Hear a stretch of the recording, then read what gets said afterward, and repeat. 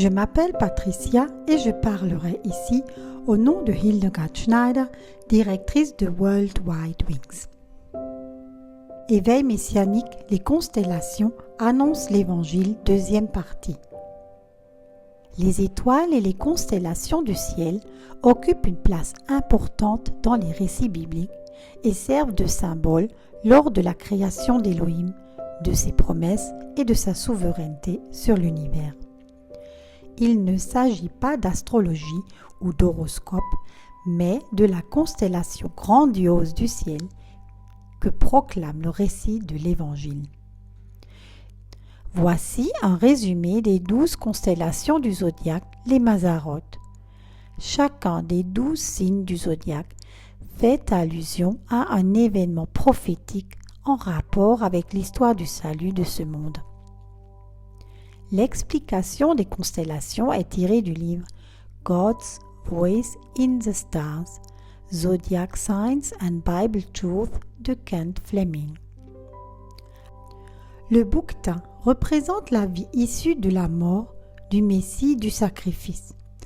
Le Capricorne représente le bouc, la vie qui découle de la mort sacrificielle du Messie. Les 3 décans du Capricorne. Sagittaire représente la flèche, le jugement d'Élohim sur le péché. Aquila représente l'aigle qui tombe, la chute de celui qui est transpercé. Delphinus représente le dauphin qui sort de l'eau, la résurrection de la mort. En vérité, je vous le dis, si le grain de blé ne tombe pas en terre et ne meurt, il reste seul. Mais s'il meurt, il porte beaucoup de fruits. Jean 12, verset 24. Le Verseau représente la bénédiction. Issu de la victoire, le Messie, l'eau vive.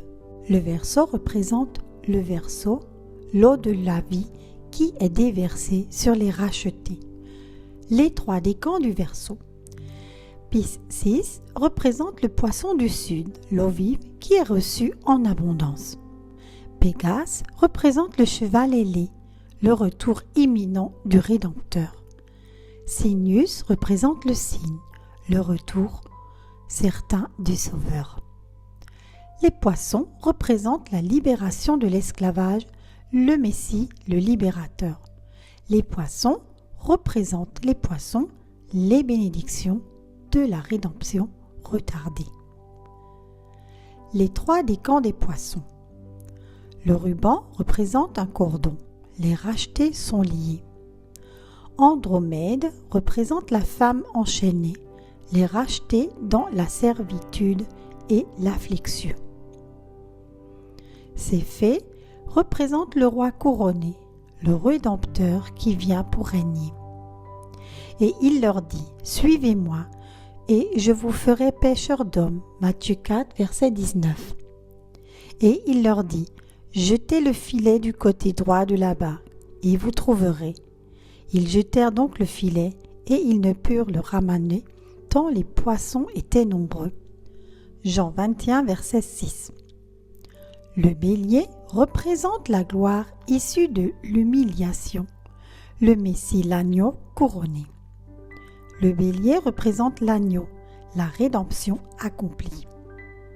Les 3 décans du bélier. Cassiopée représente la femme sur le trône, libérée et se préparant à épouser son sauveur. Cétus représente le monstre marin, le grand ennemi qui a été soumis et enchaîné. Persée représente le briseur, le puissant rédempteur. Et s'écrièrent d'une voix forte, « L'agneau qui a été immolé est digne de recevoir la puissance, la richesse, la sagesse, la force, le respect, l'estime et la bénédiction. » Apocalypse 5, verset 12. Le taureau représente sa venue glorieuse, le Messie, le juge. Le taureau représente le taureau sauvage, le juge qui vient pour régner. Les 3 décans du taureau. Orion représente le prince de la gloire, le triomphe et l'éclat de sa venue. Eridanus représente le fleuve de feu, la colère ardente qui se déverse sur ses ennemis.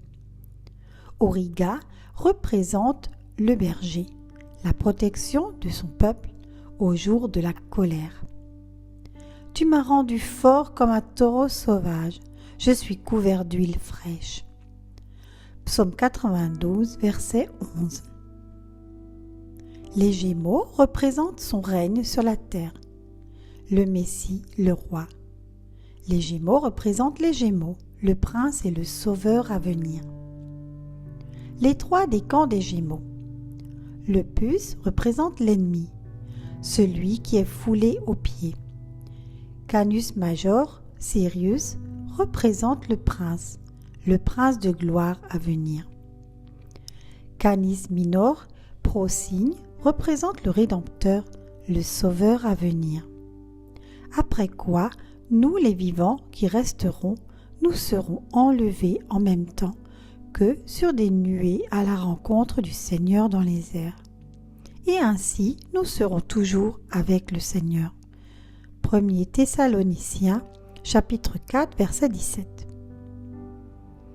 Le cancer représente la sécurité de ses biens. Le Messie, le protecteur. Le cancer représente un lieu sûr de repos. Les rachetés qui sont en sécurité. Les trois décans du cancer. Argo représente le navire dans un port qui ramène les voyageurs à bon port. Ursa Minor représente la bergerie, la forteresse des rachetés. Ursa Major représente le troupeau rassemblé. Et il dit, « J'ai juré par moi-même, dit Yahweh, que parce que tu as fait cela et que tu n'as pas épargné ton Fils unique, je te bénirai et je multiplierai ta postérité comme les étoiles du ciel et comme le sable du bord de la mer, et ta postérité possédera les portes de ses ennemis. » Genèse 22, versets 16 à 17. Le lion représente la destruction de ses ennemis. Le Messie est le vainqueur. Le lion représente le triomphe du Rédempteur. Les trois décans du lion. Hydra représente le serpent, l'ancien serpent détruit. Cratère représente la coupe, la colère d'Élohim qui s'est déversée sur le serpent. Corvus représente le corbeau, la dévoration de l'ancien serpent. Et l'un des anciens me dit, « Ne pleure pas, voici le lion de la tribu de Juda, la racine de David, a vaincu pour ouvrir le livre de ses 7 sceaux. » Apocalypse 5, verset 5. L'épisode d'aujourd'hui et celui de la semaine dernière était une préparation à l'épisode de la prochaine semaine, qui mettra en évidence une constellation d'étoiles actuelle très intéressante. Soyez tous richement bénis. Chères sœurs et chers frères, si grâce à nos vidéos vous avez reçu une bénédiction, c'est de bon cœur que nous accepterions, si cela vous est possible, un don ou un don mensuel afin que nous puissions par ce biais poursuivre cette démarche sincère. Vous trouverez ci-dessous nos coordonnées bancaires, IBAN et BIC. Veuillez indiquer Éveil Messianique dans l'énoncé du virement. Un grand merci et likez avec votre abonnement. Soyez tous richement bénis. Je vous remercie pour votre écoute et vous invite à nous rejoindre sur Facebook Éveil Messianique.